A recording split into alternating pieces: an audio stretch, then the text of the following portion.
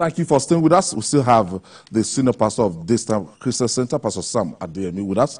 And let's talk about the new generation church ownership in Nigeria. Who owns the church, Pastor Adeyemi? Wow, that is an interesting question. But I'll say this, that is decided actually by the law. So the law that governs the operation of non-profit organizations in Nigeria says nobody can own a non-profit. It is collectively founded by some people. They choose some people to represent them before the law. When you register with the Corporate Affairs Commission, they are listed as trustees. So let's say the church has a legal issue to resolve in the law court. It is the trustees that go to court to represent the church. They're the ones that can be sued on behalf of the church. So the law actually does not provide for a church being owned by the pastor. It's not a business at all. It is collectively founded by members, and they are represented by a board of trustees. Why do we have church leadership gets inherited by the wife or children of the founder after the death? Is there a succession plan in place, like in your church now, this time? Well, what I would say is that we need to appreciate that we're talking about new generation churches.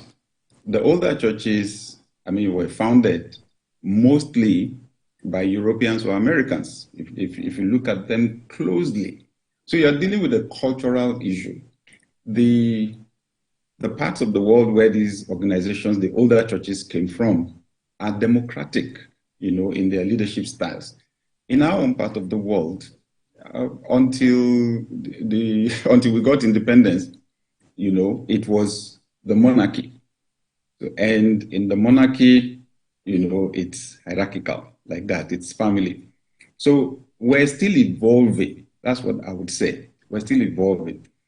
So we cannot say that there is actually a consistent practice across all the churches now, because the churches are actually young.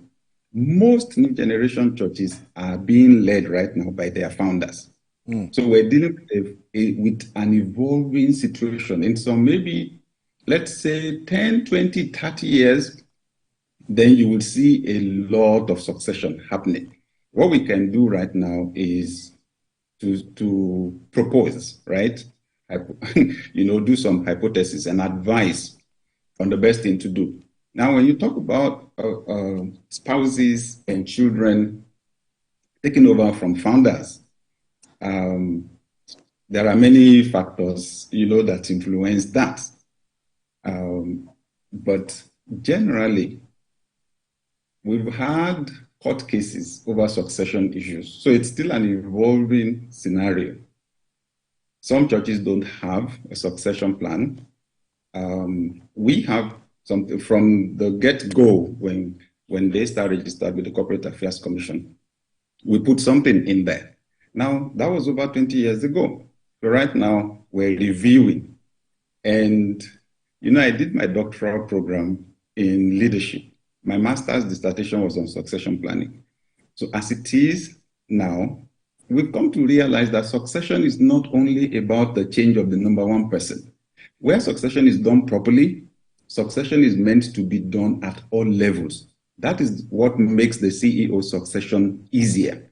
So in Daystar, what we've done is to create a succession framework that, guides how we plan succession at all levels. We've identified all the critical roles, in the church, and want to be sure there is at least one person or there are two people per time, that are ready to take over anybody's critical role. And those critical roles include that of the senior pastor. Okay. Why do new generation pastors focus more on prosperity preaching than salvation of soul or eternity? Okay. Again, that's a general statement. Again, and it is difficult to just characterize generally. But I'll tell you again that when you look at our history, The new generation churches mostly started in the 70s, picked up steam in the 80s, and then exploded in the 90s. And sadly, this was also a period of time when the economy degenerated, gradually degenerated in the country. So ministry was tailored to meet the needs in the society. If we're accused of preaching prosperity, for example, there are different colorations to it. Different colorations. Okay, yeah, maybe there are those that have been teaching, oh, if you give 1,000 naira, God will make you a millionaire, right? But then also there were those of us who were teaching entrepreneurship. Okay? I was running a class, entrepreneurial class, some 21, 22 years ago in Daystar, on Sunday morning. There was practically nowhere else to get the information. The only place you could go was Lagos Business School. How many people could afford to go to Lagos Business School? When we did a survey, right, of the needs of people in the community, poverty came number one. And then we asked ourselves, so how have we been addressing the poverty issue? We looked at the preaching and others said, we can't be asking people to give when they don't have the money. Is there anything in the Bible we can teach them that will help them to get the money? And then we were amazed at how much the Bible has to say about entrepreneurship. The founders of the faith themselves were entrepreneurs, from Abraham to Isaac to Jacob to Jesus Christ himself, right? So we're teaching entrepreneurship, okay, focused on adding value to the people, not taking from the people. If the people prosper, they will give to the church. So I would say need. Right now, okay, look at the economy in Nigeria, right? You ask yourself, what are people's major problems? The economic one, it looks like that's the one that even causes other problems, including health problems, right? But can we say that people are not preaching salvation? I can't say so, because when you look at the data, millions of people have given their lives to Christ over the last 30, 40 years in Nigeria, millions of them. Has that translated into change in the society? Well, that then is another subject for discussion. Pastor, a few years back, you took a position against tithing. Your position at that time was that some preachers had tied their self-worth to their net worth. Hence, they manipulate the scripture to get people to keep tithing. Do you still believe that tithing is not required and that non-tithers are not under any curse? Thank you. Okay, so there was coming up this controversy about tithing, right? And I did what every Christian and preacher should do. Go back into the Bible and research, find out. I did my research, and I have a theology teacher. So I sent my findings to the theology teacher. And the theology teacher said, go ahead, I think you're okay. And then my focus was on our church members. I did not want them to be confused about the issue. The church has a way of resolving doctrinal issues. Right from Acts of the Apostles, they started. In Acts 15, you will see this massive debate, amongst the apostles on circumcision. But eventually they came to a resolution. And what was the deciding factor? There is the old covenant, there is the new covenant in the Bible. Yeah. Jesus Christ died. After he died, everything changed. Okay? Everything changed. The requirements changed. What it took to be close to God, to receive forgiveness of sins, and everything changed. So that change is what we then now apply to every scenario. That's the one we're applying to the tithing issue. So the amazing thing about tithing is that it predated the law in the Bible. It came long before the laws of Moses came. So you would say that people have always known, for a long time at an intuitive level that you are meant to give back part of what you take. Abraham gave tithes, 10%, right? There are people who have prospered phenomenally in business just going by that principle. But what we found out was after Christ died and resurrected, You only had few references to tithes in the New Testament, and especially in the epistles. And they were historical references. There was no instruction for anybody to pay. What we then did also was to look at the practice of giving. We then now found out that, in fact, after the resurrection of Christ, people gave a whole lot more than even the 10%. So we said, let's stay with the principle. Giving is a valid principle. You can't afford to be a stingy person. You need to be generous. You need to give. You need to support the work of God. But then we can't apply what you have under the law to pay tithe. You have to carry it to a particular location. Interestingly, some of the provisions there in Deuteronomy actually says you should even eat it right there.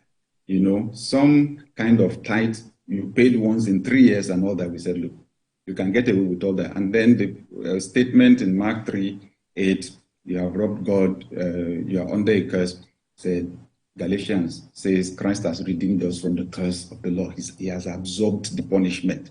Yeah. So we can't say somebody will be punished now because they're not paying tax. So it was just those simple things we found from scriptures. I would just say it's an ongoing discussion. Okay, I get you clearly, but I still want greater clarity from you, Pastor. Right. There's a debate that paying tithes as commanded in the Old Testament, I think precisely the book of Deuteronomy, is on farm produce and livestock, not cash.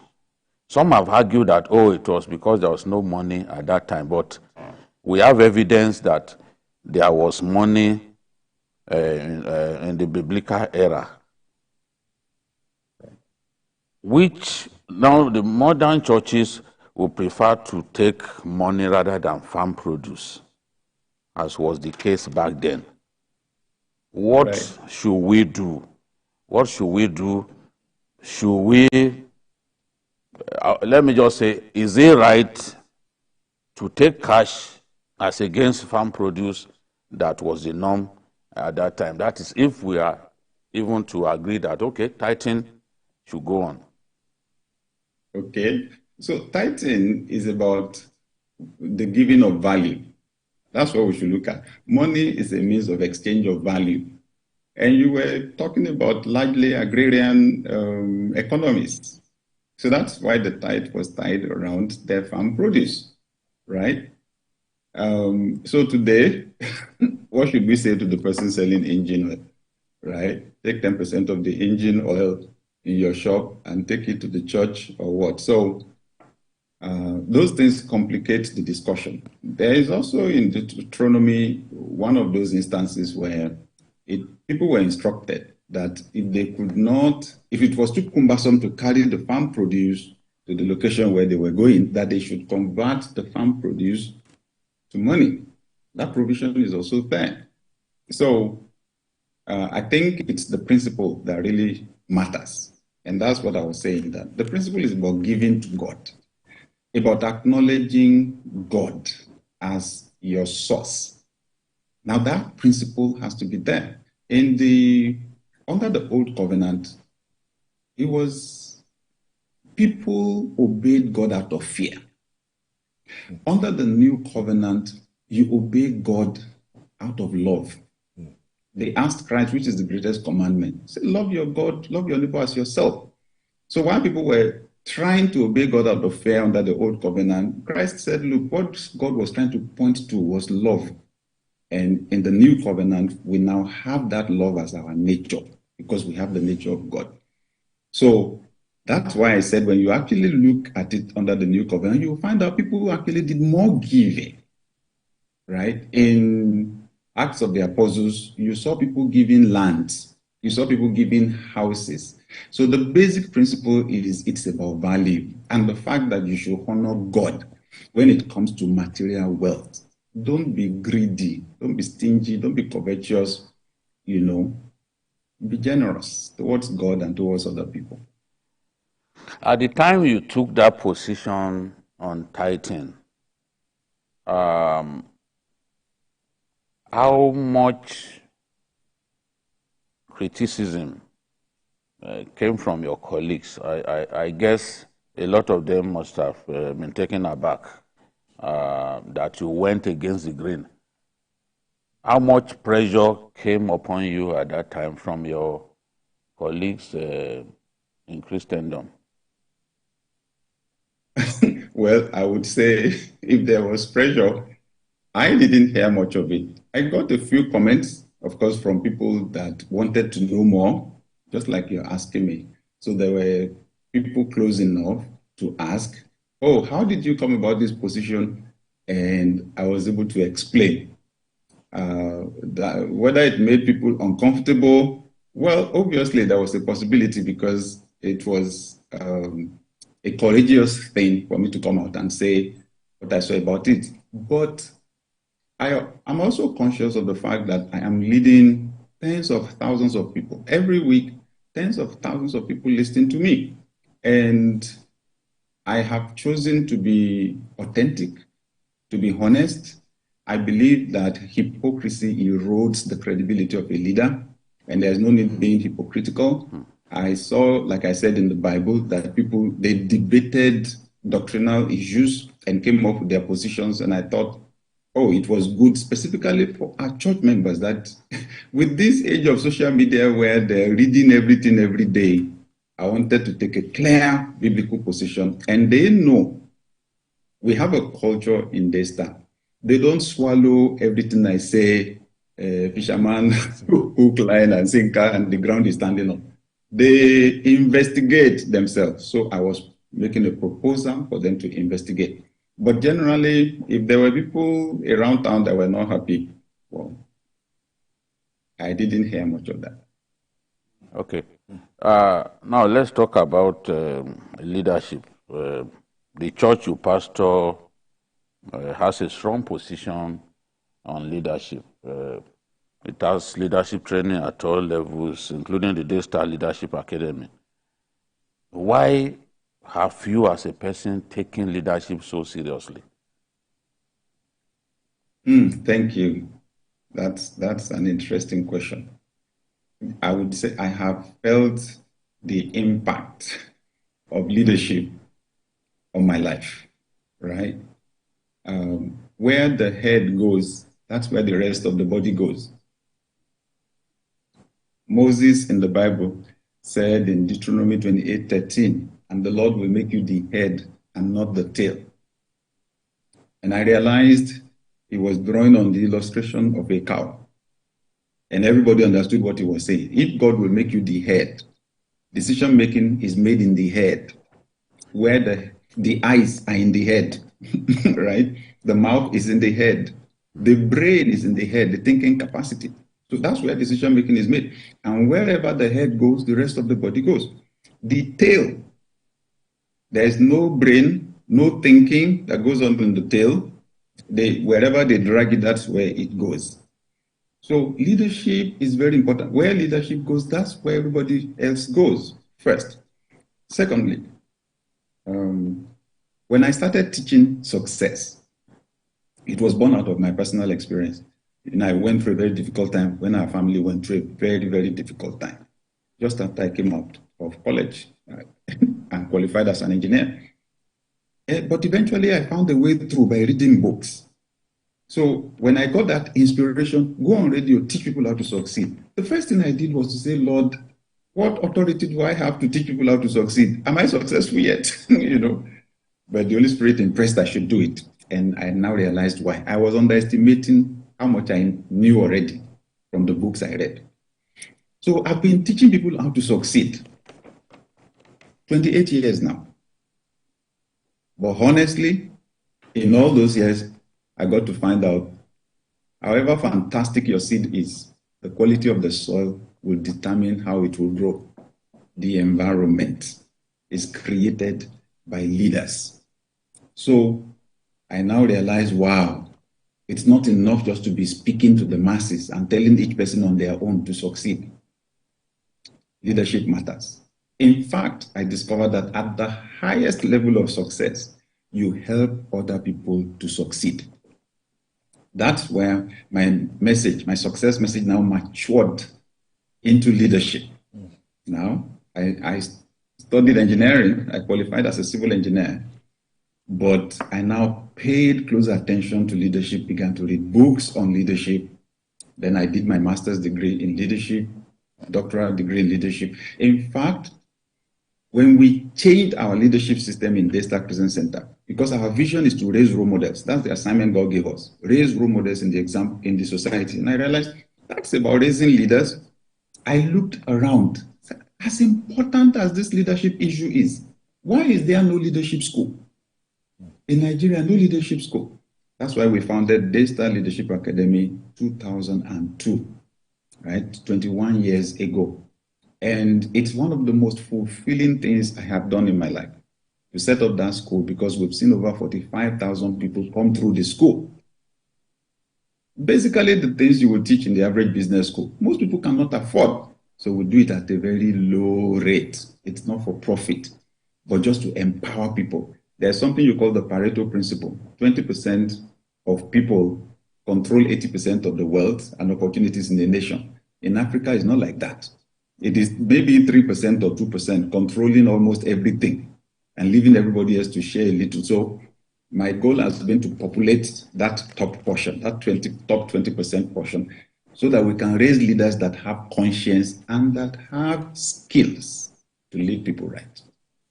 Okay, but Pastor Sam, in line with the leadership question, you have been away from the church headquarters in Lagos since the outbreak of COVID-19. But the church keeps growing in numbers. What structure did you put in place to sustain the church while you are away?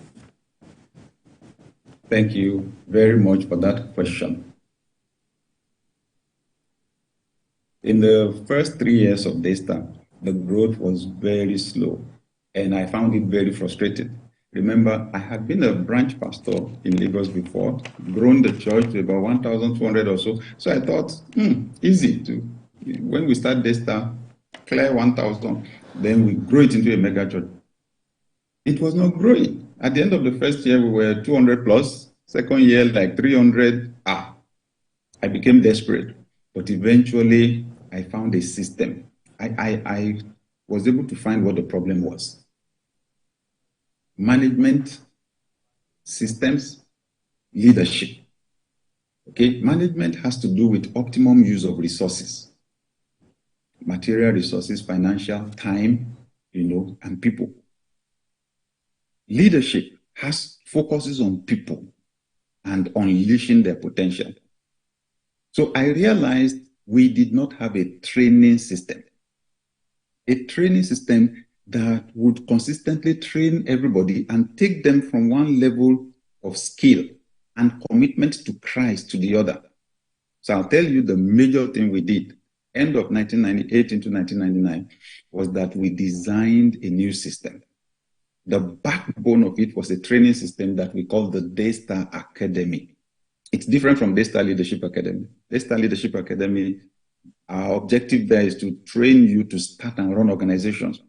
But in Daystar Academy, our focus is on helping you to be a good Christian, right? A good Christian that has character, that has the character and the competence and the capacity of Jesus Christ. So we designed it at 4 levels. So it's designed like a higher institution, 100 level, 200, 300, 400, right? When you come in at the first level, which we also call membership school, you will hear everything about Daystar, how it started, what God said, how it is structured, the requirements for being a member, benefits of being a member, all that in detail. Once you understand that vision and buy into it, it just powers you all through. But the training gets more sophisticated as you go on. Second level is maturity school. Third level is ministry school. Fourth level, mission school. This is basic training for all members of Daystar. That helped us to develop a culture, unique culture of raising people that have character. So this is it. Once we were done with the first level of training, it took me 9 months to get to the first level. I was teaching 1 hour every Sunday before the service started. Once we finished, we just shared it. Few classes taken by pastors, most taken by members. In Daystar, we say every member is a minister. So it is because from scratch, we stopped carrying all the load for the ministry and for the work. We shared it with church members. That's why even when we're absent, the church is able to run. Wow. So, given the leadership deficit we actually have in Nigeria, don't you think leaders need to come for this leadership training in your church? Wow, thank you. That's a very good question.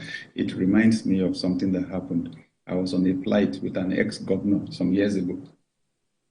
So I commended him because he did some things while he was governor that showed that he has vision.